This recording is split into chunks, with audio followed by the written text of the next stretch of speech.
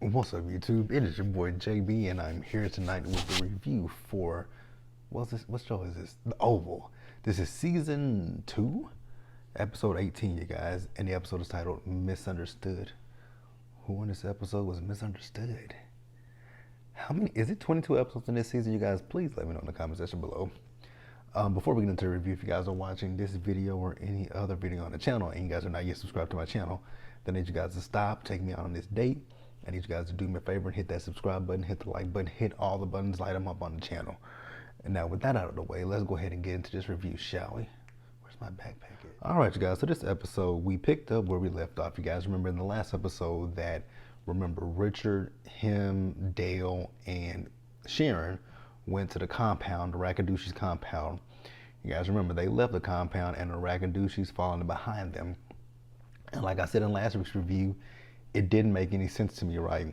You guys run them off of the road, but you don't stop to make sure that they're actually dead. Which, fortunately enough for but Richard, Sharon, and Dale, they're not dead. And they actually managed to get out of the truck before the truck. Oh shit, my bad, y'all. I didn't mean to burp in your face like that. So they managed to get out of the truck before it blew up, right? So Sharon, she's unconscious. Dale's talking about his head was hurting and he kept going down. And Richard is talking about calling the cops, which I get that.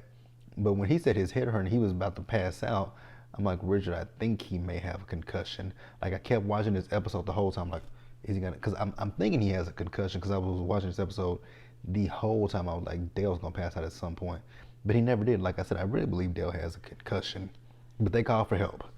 So then we see Victoria. So Victoria goes, back to Donald's office to get Alan, telling him, come. He says, ma'am, I can't. She says, get your balls out of that drawer and bring them with you. I'm like, well, damn, Victoria, why you gotta be so nasty? So then we see she and Alan, they're waiting for Hunter and for Ellie to return. What's his name? Alonzo, he's about the radio to let them know that Victoria, she's like, we're gonna sit, you're not gonna do that. We're gonna sit here and wait for him, right? So when when they finally pull up, Hunter, Donald, and Ellie hop out of the the motorcade. So she says, you know what? I think we all should go over to the Oval Office. And Donald's like, well, should I come? She says, no, you stay. Then she goes over and she hugs Ellie. She says, smile, you dumb bitch.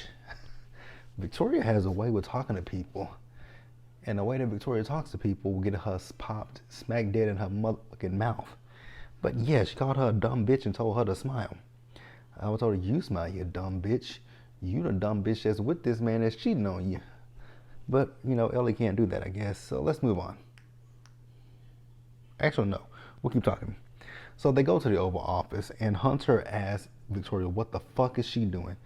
So she asks Alan, she asked him, did you know that that's her boyfriend? Then she asked him, did you know about them? Did you know that they were fucking? And they don't answer her. So then, she actually kept asking the same questions, right? She asked Alan, did you catch them in the act? So neither Ellie nor Alan nor Hunter are talking, but at a certain point, Hunter just got fed up with it. He says, I know who he is. I know that's her boyfriend. She's like, look at his face. He said, look at her tits. I'm like, oh my God, look at her tits. See, Ellie, you're stupid. He's objectifying you. He doesn't give one iota about you. So yeah, they played it off. Hunter got upset, and eventually, actually at one point, Hunter asked Alan what did he tell Victoria, but he didn't tell Victoria nothing.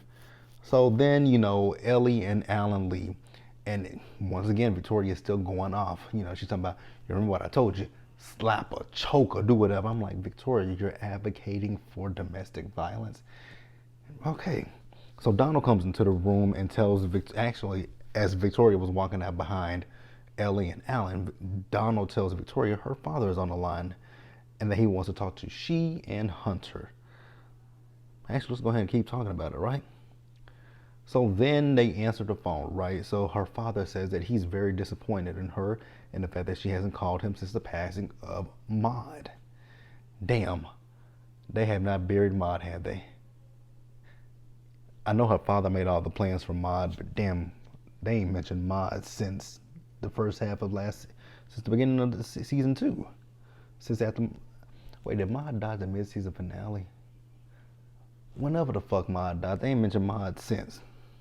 Victoria was gonna make plans for Maud, but she ain't said shit about Maud since. Actually, Hunter made a point of mentioning that a few weeks ago, right? Didn't he? So she says, well, she says, I thought you wanted it that way because you're so private. He says, you thought I didn't want to talk to my daughter. When I was looking at that man that was playing her father, I'm like, he looks familiar to me, right? He looks familiar. He looks like the guy that played on, I don't know how familiar you guys are with Black Lightning. He looks like the agent that played on Black Lightning, but look like they put different makeup on him to make him look frail, because actually he looked frail. So he tells them he's dying, right? And he wants to see them tomorrow. I go, huh? You're dying? I mean, okay, I guess. We're going to move on. All right, you guys. So then we see as, Richard and Dale, they finally make it to the hospital, right? So neither Richard nor Dale really know anything about Sharon, her medical records or anything like that, I guess. So, well, and then, see, Sharon just met Dale. So how does Dale know that Nancy knows about her? But he said that she told him that Nancy knows about her. I guess they may have had a conversation on their way over to the White House in case something happened. I don't know. It's just a hole in that story. It was just a big hole in that one for me, right? So Richard tells actually he's actually going to call your wife. He says no. So he wants Dale to call her, but he wants Dale to not tell her that he was involved. Okay, I guess Richard. So Dale does call Nancy, right? He tells her what happened, that, he and Sharon, they were in an accident. She's in a hospital. She needs to come down. So she tells him, okay, I'll be down there, right? So then after he hangs up the phone with her, Kareem calls asking about him and Sharon, and he tells Kareem the same situation, that he and Sharon were involved in an accident and they're both at the hospital. So then let's move over to Alan. So Alan is with Ellie. He says, I can't believe he would do that to me. And Ellie's like, not here, not now. So he says, so I must have meant nothing to you. She says, you must not have. I've been telling you that, but you're not listening to me. You don't mean shit to me. So he tells her, but I love you and I can't stop loving you. She says, well, you might want to stop loving me. And then she says she could ruin him. I don't know what she meant by that, but whatever. Don't want to keep talking. Not really. I'm gonna pause here and we're gonna move forward. All right, you guys. Let's see where we at. Let's talk about. Damn, I don't have a lot of notes, but I got some notes, right? So we see Sam. So you guys remember that Sam got the 911 tapes, right? So he's at his desk trying to listen to them, and Kyle knows that he's trying to listen to him, right? So Kyle, he called Donald to tell Donald what was going on. He said that, Sam logged into one of the servers to try to decrypt the 911 audio calls. So Donald tells him to handle it, right? So then Alonzo actually came into the office when Sam sat down. So Alonzo is talking to him, and he says that he needs to talk to him by himself, right? So he tells him, that Kyle wanted him to go down to the police station to get those 911 tapes, but Kyle ended up going down there himself, and about the Agent Smith. So then Kyle comes in. Kyle wants to talk to Alonzo. Not Donald, but Sam told Alonzo, you can leave. Kyle says no. It was a back and forth. So then he's asking about the tapes. He says, I asked you to go down there, and he says, yeah, you said, but you were going down there. He says, and I did, and I asked your friend Sam about those tapes. And he says, and Agent Smith got them, but I want to talk to Agent Smith. Agent Smith said he didn't have them, and Sam says, I have them. And he tells Alonzo once again, you can leave.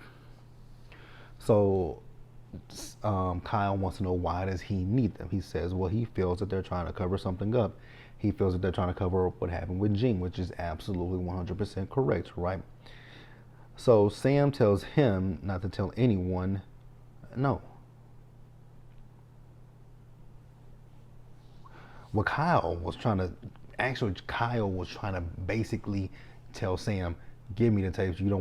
This is above you. But if it's above him and he's your superior, how did you get involved in, which is what Sam asked him. How are you involved in this, right? So he says, okay, if you don't want to give them to me, that's your life, right? So, Sam was like, you know what, Kyle, I'm just going to suspend you for 2 weeks. He says, you can't do that. He says, I am doing it, right? So I did say that Sam told him he got the tapes because he's curious about what happened to Jean. So Kyle was just really trying to get him to let it go at this point. So, and Sam asked him why he wanted so badly.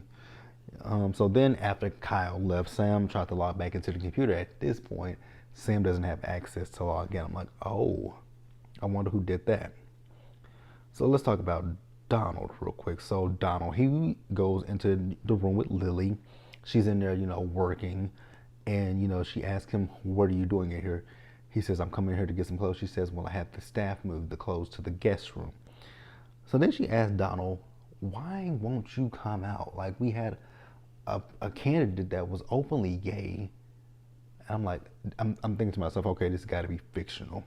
Got to be a fictional world. But he says he can't do it because of how much that town hates people that are like him. So then he asks her, why are you still around? She says, oh, I'm doing it because I'm climbing because of all the shit that you basically put me through. So then Donald has this file in his hand. He puts it on the bed and he tells her that he basically hired Bobby to, sleep with her. So that way, if they want to go through a divorce, he had leverage over her, right? So she opens the file after he left, and it was pictures of her and Bobby at the airport. And he told her he has, he'll send her over a file of her and Bobby when they were at the airport in the first episode when they had sex. I was like, ugh, you got that? And he said, you nasty. I'm like, well, that's one thing we can't agree on. She was a little bit nasty with that one. Let's move on. All right, guys, next up, Priscilla. So Priscilla went to see the general that she was talking about in last week's episode. I forgot what the man's name was, but she went to see the general. So she's telling him, just giving him the lowdown of what she thinks, right? She tells him that she believes that they are covering up Jean's death. He was like, but in the press and in the media, it says that her boyfriend did. She says, yes, that's what they say in the press, but I don't believe that, right? And she just feels that they're covering it up. She also tells him that, Diane Wilmot gave me this file, and in case anything happened to her, she said to give it to Sam. He says, well, why aren't you giving it to Sam? She says, because Sam and I right now, we not in a good space because, she believes that he's sleeping with the first lady. So, it ain't that you believe he's sleeping with the first lady. He's sleeping with Victoria at this point. What else? So, he basically tells her, she was like, when and I really want to quit and divorce him. He says, you got to play it cool, Priscilla. Like, I'm going to need you. She says, I figured you would say that, right? And he tells her when it comes to Sam, like, don't do anything until you have all the answers. I don't really know what answers she can get from that, but, I guess. I really guess so, right? Let's see if I got everything. Yeah, Priscilla went to see the person last. Let me talk about this real quick, right? The cops, where they are, they got to be incompetent. Like, I just continue to think about Jean and, what was her boyfriend's name? Greg. I continue to think about that, right? Jean's body was decomposing. Jean's body was decomposing when the cops got to be inept. They got to be inept. They got to be imbeciles, idiots. They just got to be a lot of things, right? because, like I just said, Jean's body, that's the reason why they got Jean out of there, because her body was starting to decom, she was going through rigor mortis, right? That's what was going on, right? But then allegedly she got killed by Greg. So Greg strangled her. The cops are dumb. The cops are literally dumb. I just keep thinking about that. The more I talk it out loud, I think about it. Someone's strangling you, right? Someone's strangling me. So I'm just gonna sit there and just let somebody strangle me and kill me, right? I'm not gonna fight you back. Fingernails, skin, scratching. There's got to be DNA. There's DNA under her nails. Why do y'all run that? If she was strangled and you want to say that her boyfriend did it, look under her fingernails and see if there's skin under there. Match it to his. It wouldn't be a match because it would match Jason. So then also with Greg. So because it's a murder suicide, right? So he murdered her, committed suicide. Here's the thing with Greg. Greg shot himself in the Greg is shot in the forehead.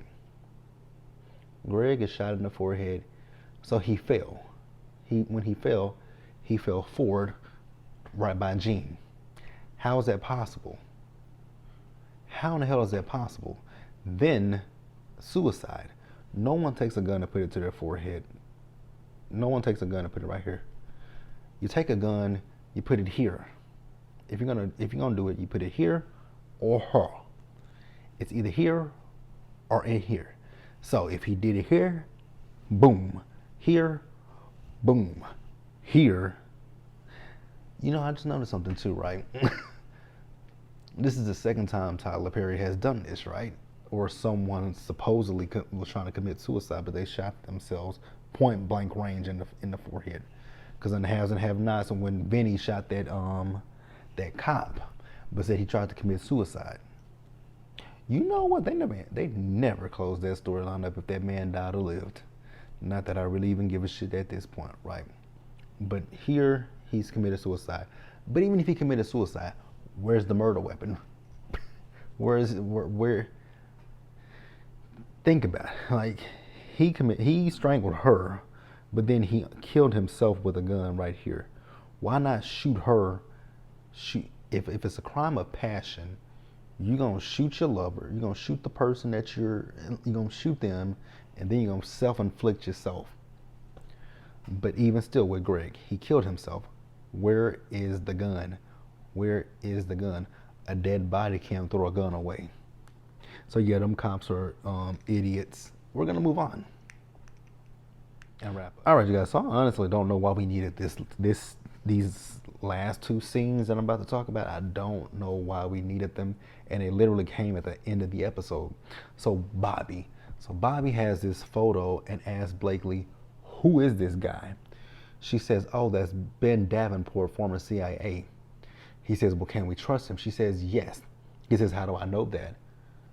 Well, Bobby, you don't unfortunately have a lot of options at this point, right?